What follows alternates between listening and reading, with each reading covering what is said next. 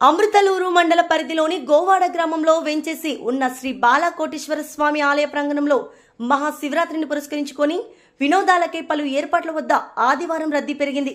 తిరునాళ్లలో ఏర్పాటు చేసిన giant wheels, dragon ట్రైన్లు, బ్రేక్ డాన్సులు, దయ్యాల కోట, పడవ, సొలంబో, రేంజర్ తదితరుల వద్ద జనం కిక్కిరిశారు.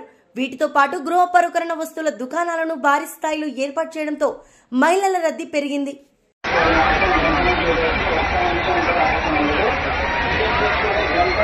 అద్భుతం, ఆశ్చర్యం, చిత్రం, విచిత్రం, భయం, ఇంకా ఎంతో ఆనందం. ఎగ్జిబిషన్ లో కలిగిన